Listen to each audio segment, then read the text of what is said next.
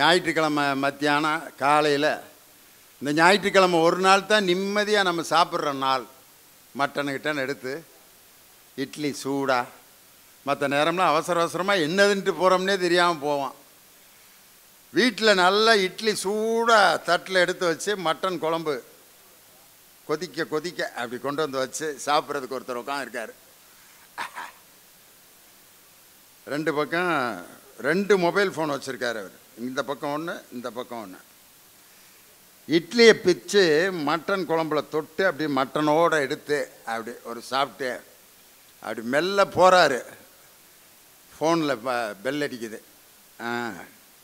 கொண்டு போனதை திருப்பி வச்சுட்டாரு. சொல்லுப்பா.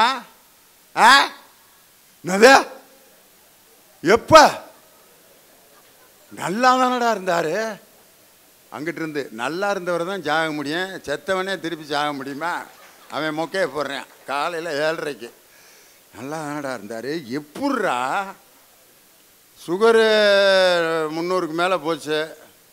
நைட்டு விவரம் தெரியாமல் காலையில் சாப்பிட்டாரு. சாப்பிட்டு முடிச்சோடனே நெஞ்சை பிடிச்சவர் தான். என்ன சாப்பிட்டாரு? இட்லி மட்டன் குழம்பு. இவனுக்கும் சுகர் இருக்குது.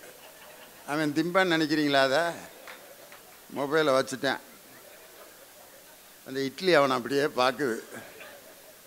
இன்னும் ஒரு 15 நிமிஷம் கழித்து ஃபோன் பண்ணியிருக்க கூடாதா?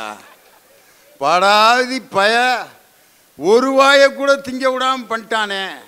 எடுத்து வைக்கிறப்பெல்லாம் அவன் நெத்தியில் காசு வச்சு மாலை போட்டிருக்க மாதிரியே இருக்கு அவனுக்கு. நம்ம வீட்டில் பந்தல் போட்டாங்கன்னா என்னடா பண்ணுறதுன்னு வச்சுட்டேன். முடிஞ்சா? என்னடா மனிதனுடைய வாழ்க்கை? நேற்று இருக்கவன் இன்னைக்கு இல்லை, நாளைக்கு இருக்கிறேன். எங்கள் பள்ளிக்கூடத்தில் ஒரு வாத்தியாருக்கு இன்னும் பட்டம், ரிட்டையர் ஆகிட்டார் அவர். அவருக்கு பேர் 10 ரூபி மாயாண்டி. 10 ரூபி மாயாண்டி.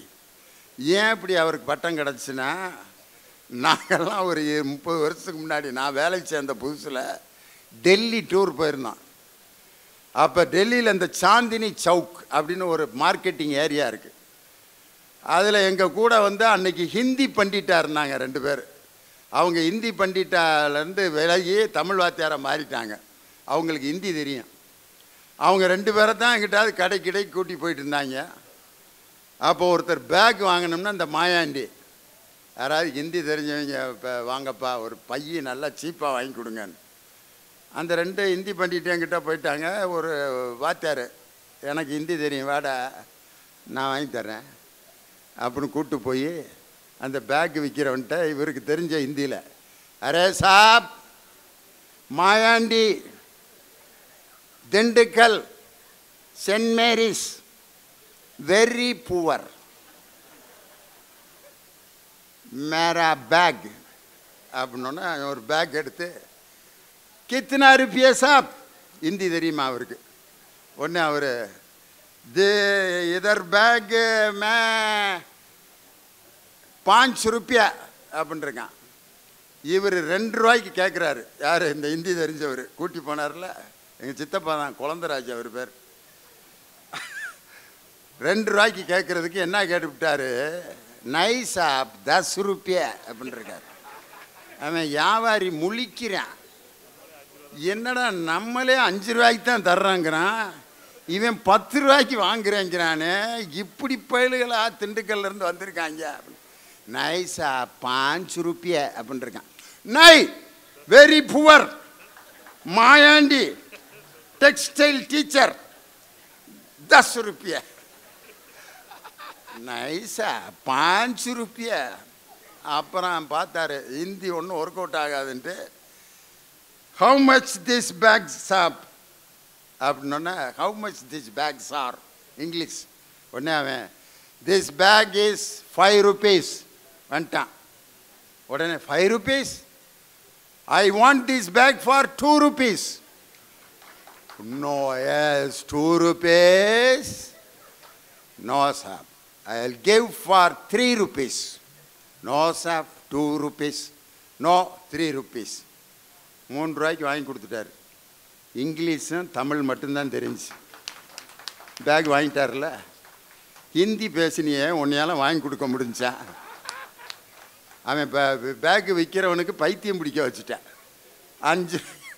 இதிலிருந்து நான் என்ன சொல்கிறேன், உலகம் முழுவதும் இந்தியும் தமிழும் தெரிஞ்சால் போதும், நம்ம இது ஆங்கிலமும் தமிழும் தெரிஞ்சால் போதும், உலகம் முழுவதும் பொழைச்சிக்கிறலாம்யா. அப்துல் கலாம் ஹிந்தியா முதல் மொழியாக எடுத்து படித்தார். உலகம் புகழும் விஞ்ஞானியாக இந்தியாவின் குடியரசுத் தலைவராக மாறிய அப்துல் கலாம் இருமொழி கொள்கையில் படித்தவர் தான். இன்றைக்கி அந்த தசுருப்பி மாயாண்டி ரிட்டையர் ஆகி இருக்காருன்னா உண்மையிலே இன்றைக்கி இருக்கிற மொழி பிரச்சனைக்கு அவர் தான் எடுத்துக்காட்டு. ஹிந்தியை நாங்கள் வேணான்னு சொல்ல, ஹிந்தி மொழி படிங்க வேணான்னு. இப்போ நான்லாம் பாடநூல் கழக தலைவர். நம்ம தமிழ்நாட்டில் ஹிந்தியை தாய்மொழியாக கொண்ட எத்தனையோ பேர் பிள்ளைங்க படிக்கிறாங்க. எங்கள் பாடநூல் கழகத்திலேருந்து ஹிந்தி நூல் அடித்து கொடுக்குறோம். மைனாரிட்டின்னு சொல்லி ஒவ்வொரு ஆண்டும் 10,000 ஹிந்தி புத்தகங்களை அடித்து கொடுக்குறோம். காரணம், ஹிந்தி மொழியை நாங்கள் வெறுக்கவில்லை, ஹிந்தி பேசுபவர்களையும் வெறுக்கவில்லை. ஹிந்தியை நீ கட்டாயம் படிக்க வேண்டும் என்ற ஹிந்தி திணிப்பைத்தான் நம்ம தமிழ்நாடு அரசு எதுக்குதே ஒழிய, ஹிந்தி பாட்டெலாம் மேடையில் பாடி நான்லாம் எம்புட்டு கைதட்டு வாங்கியிருக்கேன். மெஷாயர் तो नहीं मगर ऐसी जब से देखा मैंने तुझको मुझको शायरी आ गई. ஹிந்தியே தெரியாது, பாம்பேயில் கைதட்டுறேன் அந்த பாட்டுக்கு. எனக்கு ஹிந்தி மொழியை நம்ம வெறுக்கலை. மேரே சப்புன்னு கி ராணி கப் ஆயக்கி து எத்தனை வருஷமாக கேட்டான். ஹிந்தி திருப்பி தசுருப்பி மாயாண்டி இருக்காரு, அவர் தான் இன்னைக்கு இருமொழி கொள்கையினுடைய ஆதரவாளராக இன்னைக்கு உயிரோடு இருக்கார். என்எஸ் கிருஷ்ணன் பாம்பேக்கு போயிருக்காரு, ஒரு ஹோட்டலில் போய் சாப்பிட உட்காந்துருக்காரு. பால் சாப்பிட்ணும். என்எஸ் கிருஷ்ணனுக்கு ஹிந்தி தெரியாது, சப்ளையருக்கு தமிழ் தெரியாது. பால் பால் சப்ளையர் क्या साहब பால் क्या पाल पाल पाल क्या साहब क्या साहब. கடுப்பாயிட்டு என்எஸ் கிருஷ்ணன் பேப்பர் அப்படின்னு ஒரு பேப்பர் வாங்கி பென்சில் வாங்கி மாட்டை வரைஞ்சி மாட்டு மடியை வரைஞ்சி பால் உடனே ஓ தூத் அப்படின்ட்டுருக்கான். 8 மணிக்கு கேட்ட பால் 12:45 வந்திருக்கு. பாம்பேயில் போய் நீ இருக்கணும்னா ஹிந்தி தெரியாமல் இருக்க முடியுமா? அங்கே போய் நான் செந்தமிழ் நாடனும் போதிலாம் பொழைக்க முடியாது. பாம்பேயில் போய் இருக்கணுமா ஹிந்தி படிச்சுக்க, குஜராத்தில் போய் இருக்கணுமா குஜராத்து படி. தமிழில் ஐஏஎஸ் எழுதினாரியா ஒரு ஐஏஎஸ் அதிகாரி பாலகிருஷ்ணன்னு, முதலில் உலகத்திலேயே தமிழில் ஐஏஎஸ் எழுதிய அதிகாரி அந்த பாலகிருஷ்ணன் தான். தமிழில் ஐஏஎஸ் எழுதி ஒரிசாவில் முதலமைச்சருக்கு துணை சிறப்பு நேர்முக உதவியாளராக இருந்து இந்திய தேர்தல் ஆணையாளராக இருந்தார். தமிழில் ஐஏஎஸ் எழுதி ஹிந்தி தெரியாத ஒரு ஐஏஎஸ் அதிகாரி இந்திய தேர்தல் ஆணையராக பணிபுரிந்து வெற்றிகரமாக தேர்தல் நடத்தியிருக்காருன்னா எதுக்குடா ஹிந்தி? பானிபூரி திங்கிறதுக்கா? இல்லை, நான் எங்கேயோ போயிட்டேன்னா தலைப்பை விட்டு. அந்த கனிந்த மனம் அந்த தசுருப்பி மாயாண்டிக்கு அந்த பேக்கை வாங்கி தரணுன்ற மனதோடு போய் வாங்கி கொடுத்தாரு. அடுத்து பேசினேன் வேறு, நான் பாட்டுக்கு போயிட்டே இருக்கேன், நேரம் ஆயிடுச்சு. அருமைக்குரிய பேராசிரியர் முனைவர் வேதநாயகி நிறைந்த பணமேன்னு பேச வர்றாங்க. நகைச்சுவையாக பேசுவதில் ஆற்றல் மிக்க பேச்சாளர், பலத்த கரவொலியோடு டாக்டர் வேதநாயகி வருகிறார். வாங்க. அகர முதல எழுத்தெல்லாம் என அறிய வைத்து ஆதி பகவன் என உரை வைத்து காய் தந்து கனி தந்து தேன் தந்து தேனியின் சுவை தந்து நாதந்து பேச வைத்த முத்தான தமிழுக்கு எனது முதற்கோடி வணக்கங்கள் பல. நல்லா ஜோரா ஒரு முறை கையை தட்டுங்க. அவங்க தான் தட்டிக்கிட்டு இருக்காங்கல்ல, அப்புறம் ஏன் கேட்டு வாங்குறீங்க? இதெல்லாம் கை தட்டாமல் இந்த இப்படி மண்ணு மாதிரி உட்காந்துருக்க ஆடியன்ஸ் கிட்ட தான் நீங்கள்லாம் கேட்கணும். ஆமாங்க ஐயா. உயிரோடு இருக்கக்கூடிய ஆடியன்ஸ், உண்மையிலே அப்படி இருக்கு, உயிர்ப்போடு இருக்கக்கூடிய ரசிகர்கள். இவங்கள்ட்டெல்லாம் கேட்டு வாங்கணும்னு அவசியமே இல்லைங்க ஐயா. இருந்தாலும் அவங்க கைத்தட்டல் கொடுக்குறப்ப இன்னும் நமக்கு ஆர்வம் அதிகரிக்குதுங்க ஐயா. என்னோட பூஸ்டுக்காக கேட்டங்க ஐயா. நடுவர் அவர்களே, அருமையான மக்கள், அருமையான ரசிக பெருமக்கள், அடேங்க அப்பா செங்கல்பட்டுன்னு சொன்னா அது செங்கை, செங்கல்பட்டுன்னு சொன்னா அது செங்கை. நதிகளிலே புனிதமான ஆறு என்று சொன்னால் அது கங்கை.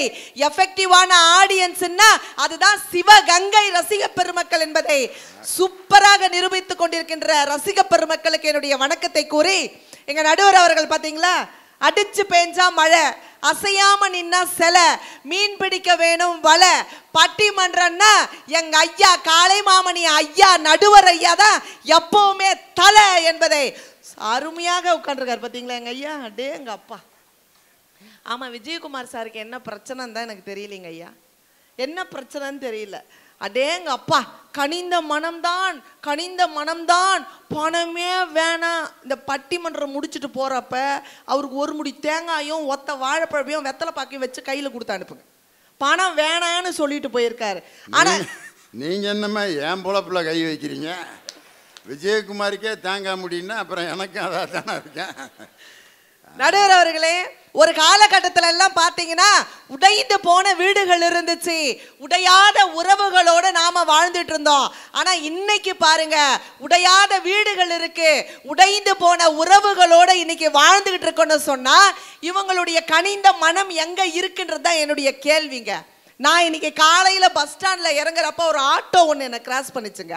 அந்த ஆட்டோல எழுதி போட்டிருந்துச்சு, கருவறை முதல் கல்லறை வரை சில்லறை தேவைன்னு எழுதி போட்டுச்சு. அது ஆட்டோக்காரனுக்கு தெரிஞ்சிருக்கு, இவங்க 2 பேருக்கு ஏன் தெரியலன்றது தான் என்னுடைய கேள்வி. நடுவர் அவர்களே, ஒரு காலகட்டத்துல எல்லாம் குழந்தை எப்படி அழும், குவா குவா அப்படின்னு அழும். ஆனா இப்ப பாருங்க, ருவா ருவா ருவான்னு அழுவுது. நடுவர் அவர்களே, யோசிச்சு பாருங்க, பணம் இல்லைன்னா முடியுமாங்க? இன்னைக்கு நர்ஸ் முதல் நர்சரி கிளாஸ் வரை என்ன தேவைன்னா பணம் தேவைங்க. ஃபீஸ் கட்டினாதான் அவன் டேடி, இல்லைன்னா அதோ போறான் பாரு கேடின்னு சொல்ற நிலைமை இன்னைக்கு இருக்குன்னு சொன்னா பணம் எவ்வளவு முக்கியம். நடுவர் அவர்களே, யோசிச்சு பாருங்க.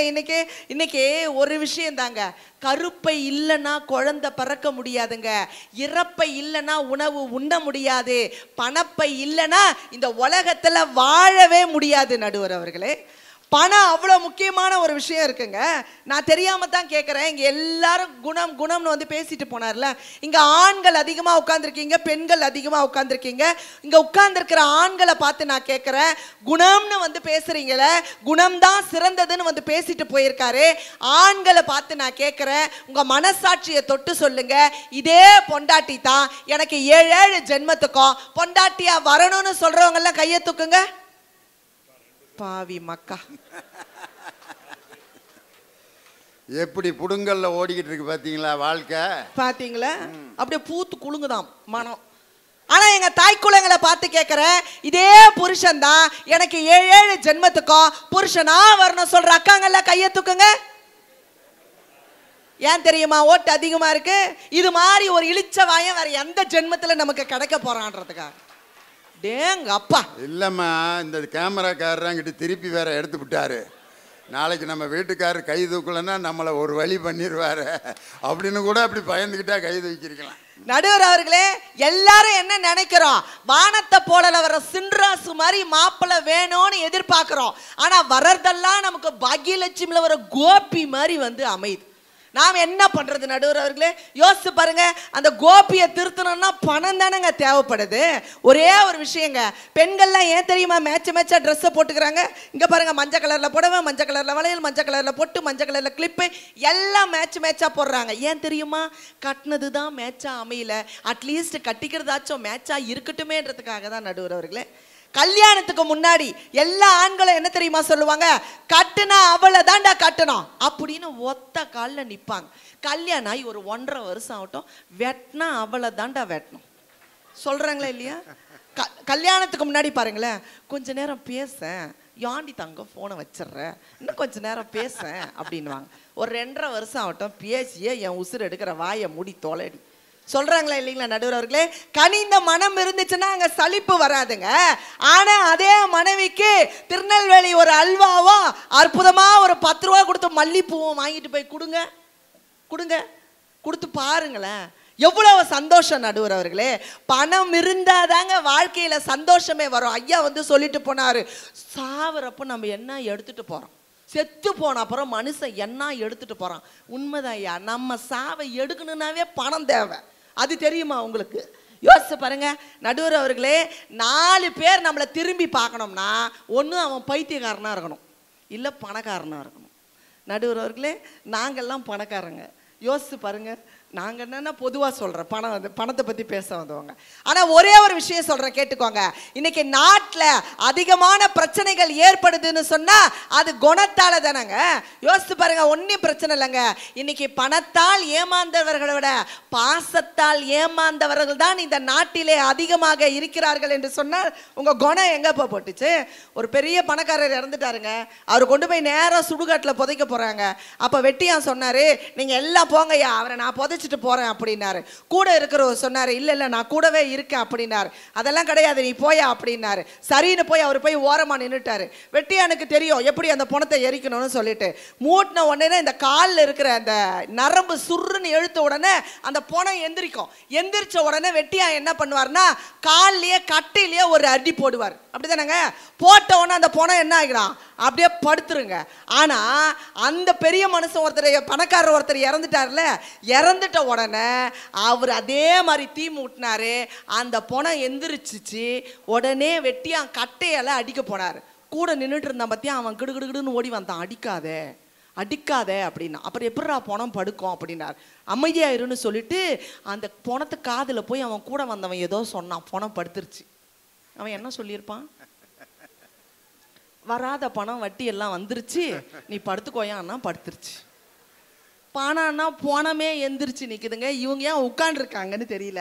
நடுவர் அவர்களே, யோசிச்சு பாருங்க. இன்னைக்கு டிவிஎஸ் 50 எடுத்துட்டு வந்தா ஹாய்னு சொல்றாங்க, ஹீரோ ஹோண்டால வந்தா ஹலோன்னு சொல்றாங்க, மாருதியில வந்தா ஐ லவ் யூன்னு சொல்றாங்க. அத்தனையும் வாடகைன்னா அண்ணான்னு சொல்லிட்டு போயிடுறாங்களே. உங்க மனம் என்ன பண்ணுதுங்க? இன்னைக்கு காதல்ல பாருங்க, செத்த ஒண்ணு நெத்தியில 8 அல்லது 1 ரூபாயத்தானே வச்சிருக்கேன். ஆமா, அவன் வாங்கின கான்ட்ராக்ட் சர்டிஃபிகேட்டையா தொங்க விட்டுருக்காங்க. மனுஷன் சாகரப்பையாவது அந்த ரூபாயோட போட்டோம்னு தான் நெத்தியில அந்த ரூபாயை வச்சு புதைக்கிறான். தெரியுமா விஜயகுமார்? நல்லா தெரிஞ்சுக்க சொல்லுங்க ராஜன். பாயிண்ட நோட் பண்ண. ஆமா நடுவர் அவர்களே, இன்னைக்கு எத்தனை காதல் முறிஞ்சு போகுது? எதனால முறிஞ்சு போகுது நடுவர் தெரியுமா? நடுவர் அவர்களே, இன்னைக்கு பெட்ரோலால் பிரிகிற காதலை விட பைக்ல பெட்ரோல் இல்லைன்னா பிரிகிற காதல் தான் இன்னைக்கு அதிகமா இருக்கு. நடுவர் அவர்களே, ஒரு காதலை ஏகப்பட்ட பஞ்சு டைலாக் அடிக்கிறீங்களே, இது பூரா அப்படியே சினிமால வந்துரும் பாருங்க. நடுவர் அவர்களே, அம்மாவின் கை அன்பை காட்டும், அப்பாவின் கை அறிவை காட்டும், நண்பனின் கை ஃபிகரை காட்டும். பணம் இல்லைன்னா ஃபிகரின் கை டாட்டா மட்டும்தான்டா காட்டும் மச்சான் அப்படிங்கறத அவங்க மறந்து போயிருக்காங்க. நடுவர் அவர்களே, யோசிச்சு பாருங்க. இன்னைக்கு ஒரு பெரிய பால்ய சிநேகிதர்கள் 2 பேர் ரோட்ல பேசிக்கிட்டு போறாங்க. உனக்கு 2 பிள்ளையடா, 2 பிள்ளைய என்ன பண்றான்னு சொல்லி கேட்கிறப்ப அவர் சொன்னாரு, ஒரு பிள்ளை ஆஸ்திரேலியால இருக்கான், இன்னொரு பிள்ளை அமெரிக்கால இருக்கிறான். இப்ப எந்த பிள்ளைடா உன்னை பாத்துக்கிறான்னு சொல்லி கேட்கிறப்ப 2 சன்னும் என்ன பாத்துக்கலடா, நான் வாங்குற பென்ஷன் தான்டா இன்னைக்கு என்ன காப்பாத்துதுன்னு சொன்னா உங்க மனம் எங்க போச்சுன்றதா என்னுடைய கேள்வி. நடுவர் அவர்களே, வீடு வரை லேண்ட்லைன், வீடு வரை லேண்ட்லைன், வீதி வரை கார்ட்லெஸ், காடு வரை செல்லு, கடைசி வரை பில்லுன்றதை இவங்க மறந்து போயிருக்காங்க. நடுவர் அவர்களே, நிறைவா நான் இப்படி சொல்லி முடிக்கிறேன். நான் திருத்தணியிலிருந்து வரேங்க. திருத்தணி பக்கத்துல தான் நம்ம பெருமாள் இருக்காரு, திருப்பதி பணக்கார அவரு. ஒரு நாள் நான் திருப்பதிக்கு போயிருந்தேன். எனக்கு முன்னாடி ஒரு 4 பேர் நின்றுட்டு இருந்தாங்க. அதுக்கு முன்னாடி நின்னவன் சொன்னா, சாமி நான் 500 ரூபா வச்சிருக்கேன், பெருமாளை எப்ப பார்க்கலாம் அப்படின்னாரு. கூட இருந்த அந்த பட்டாச்சியார் சொன்னாரு, நீ 5 நாள் ஆகுண்டா பெருமாளை பார்க்கறதுக்குன்னாரு. அதுக்கு பின்னாடி இருந்தான், சாமி நான் 5000 ரூபா வச்சிருக்கேன், பெருமாளை எப்ப பார்க்கலாம் அப்படின்னாரு. உடனே பட்டாச்சியார் சொன்னாரு, நீ 5 மணி நேரத்துல பார்த்துடலாம்டா பெருமாளை அப்படின்னாரு. அதுக்கும் பின்னாடி ஒருத்தர் இருந்தான், சாமி நான் 50000 ரூபா வச்சிருக்கேன், பெருமாளை எப்ப பார்க்கலாம் அப்படின்னாரு. பட்டாச்சியார் சொன்னாரு, நீ 5 நிமிஷத்துல பெருமாளை பார்த்துடலாம்டா அப்படின்னாரு. அதுக்கு பின்னாடி ஒருத்தர் இருந்தான், சாமி நான் 5 லட்சம் ரூபா வச்சிருக்கேன், பெருமாளை எப்ப பார்க்கலாம் அப்படின்னாரு. சாமி சொன்னாரு, நீ இங்கே இருடா, பெருமாளை நான் தூக்கிட்டு வரேன்னு. நடுவர் அவர்களே, இது தெரியாம அவங்க பேசிட்டு இருக்காங்க. ஒரு காலகட்டத்தில் அப்பாக்கு தெரியாம அம்மா நமக்கு காசு கொடுத்தாங்க. ஆனா இன்னைக்கு மனம்னு பேச வந்திருக்கீங்களே, பொண்டாட்டிக்கு தெரியாம இன்னைக்கு அம்மாக்கு காசு கொடுக்குறீங்கன்னு சொன்னா உங்க மனம் என்ன செய்யுது அப்படிங்கிறத என்னுடைய கேள்வி என்று சொல்லி, நானும் என் அம்மாவும் பீடி சுற்றுகிறோம், என் அப்பா ஊர் சுற்றுவதால் என்று 8வது படிக்கிற ஒரு சிறுமி அவள் கவிதை எழுதுகிறாள் என்று சொன்னால், பணம் இந்த உலகத்திலே எவ்வளவு முக்கியம் என்பதை செருப்பு தைக்கிற கூலி தொழிலாளியை போய் சென்று கேட்டு பாருங்கள். பணமே இல்லாமல் தினமும் பட்டினியாய் கிடக்கிறவரை போய் கேட்டு பாருங்கள். பணம் ஒரு மன நிறைவான மகிழ்ச்சிக்கு காரணம், பணம்தான் காரணம் என்று சொல்லி வாய்ப்பளித்த நல்ல உள்ளங்களுக்கு நன்றி பாராட்டி விடைபெறுகின்றேன். நன்றி, வணக்கம். ஆஹா, வேதனாய்க்கு நீங்க கேட்காமே கைதிட்டிருக்கீங்கன்னா அப்ப எவ்வளவு அருமையா பேசியிருக்காங்க பாருங்க. எத்தனை பஞ்சு டைலாக். வந்தோன்னு ஒரு கேள்வி கேட்டாங்க, விஜயகுமார் உங்களுக்கு என்ன பிரச்சனை? ஒருத்தன் போய் டே வாழ்க்கையில் பயங்கர பிரச்சனைடா, எப்படியாவது இதை தீர்த்து வைடான்னதுக்கு அந்த தீர்த்து வைக்கிறவன் ஒரு டைலாக் சொல்லியிருக்கேன். அப்படி ரொம்ப பிரச்சனையா? பிரச்சனையாக பார்த்தா தாண்டா பிரச்சனையாக இருக்கான்.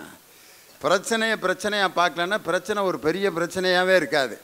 ஏன்னா நீ பிரச்சனையாக பார்க்காம பெரிய பிரச்சனையாக பார்க்கறதுனால தான் பிரச்சனை உனக்கு பெரிய பிரச்சனையாக இருக்குது. அதனால் நீ பிரச்சனையாக பார்க்காம பிரச்சனையாகவே பார்க்காம விடுங்க அப்படின்னா அவன் அப்படியே பார்த்தான். ஓம் பிரச்சனை பெரிய பிரச்சனையாக இருக்கும் போல இருக்கு, எனக்கு இருந்த பிரச்சனையே மறந்து போச்சுரா நீ சொன்ன வாக்கியத்தை அப்படின்னு. வாழ்க்கையில் பிரச்சனை இல்லாத மனுஷனே கிடையாது. அவனை போய் இப்படி பைத்தியம் பிடிக்க வைக்கிறதா? உண்மையிலேயே ஒரு அம்மா மகளுக்கு இன்ஜினியரிங் காலேஜில் இடம் கிடச்சிருச்சு.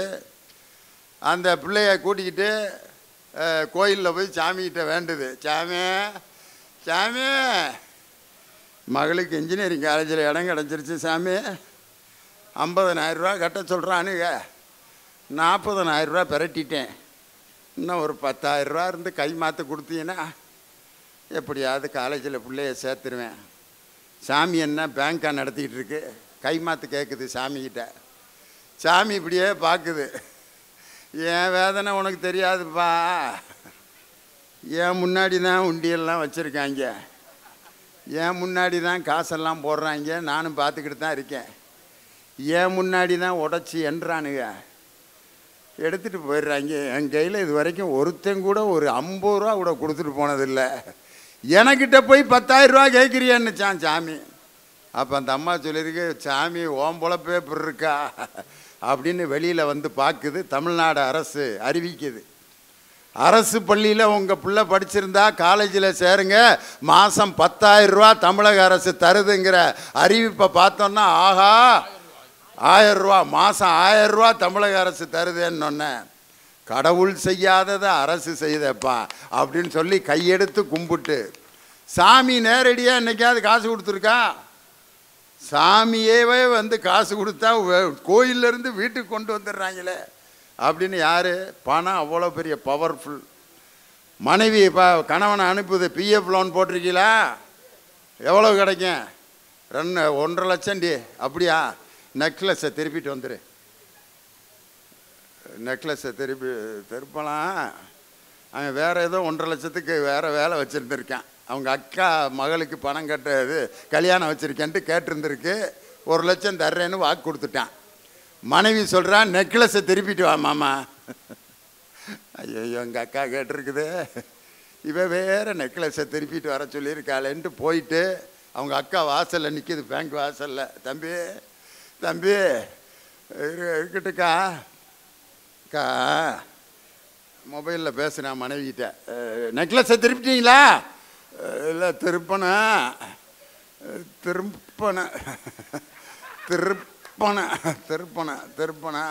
ஏன் திருப்பினீங்களா இல்லையா? ஐடி வச்சுட்டு அவங்க அக்கா கையில் கொடுத்துட்டேன் 1.5 லட்சத்தை. மீதி 15 ரூபா தான் இருக்குது. வாய்ட்டில் வச்சுட்டு வர்றாரு வீட்டில். நெக்லஸ் எங்க மாமா? உன் மேலே அவ்வளோ பாசமான வண்டி, நான் உனக்காக வாழ்க்கையவே தியாகம் பண்ணேன், இருக்கட்டும் நெக்லஸ் எங்க? தினமும் ஓ நினப்பு வளைக்கிறதே என்ன தொலைக்கிறதே நெக்லஸ் எங்கயா? கணங்கணமும் உன்னை இழுத்து படுக்கிற பாடு பொறுக்கலியே. இப்போ தான் உண்மையை சொல்கிறேன். வெளியே சொல்லவும் வழி இல்லை, உள்ளுக்குள்ள துடிப்பும் கணக்கில்லை. தினம் தினம் என்னையா வெளியே சொல்ல முடியல? நெக்லஸுங்க கையை பிடிச்சிட்டு அழுகுறேன். எங்கள் அக்கா மகளுக்கு கல்யாணம் வச்சுருக்கேன்ட்டு வாங்கிட்டு போயிட்டு அடி. உங்கள் அக்கா வந்துட்டாளா எனக்கு தெரியாம? அவ்வளோதான். வீடு ஒரு வாரம் ரவை உப்புமா தான் 3 நேரமாக, சோறே ஆக்கலை. இந்த ஒரு நெக்லஸ் படுத்தின பாடு இருக்கா இல்லையா கேட்டாங்க. இந்த தகவல் உங்களுக்கு பிடிச்சிருந்தா லைக் பண்ணுங்க, உங்க ஃப்ரெண்ட்ஸுக்கு ஷேர் பண்ணுங்க, மறக்காம எங்க சேனலுக்கு சப்ஸ்கிரைப் பண்ணுங்க.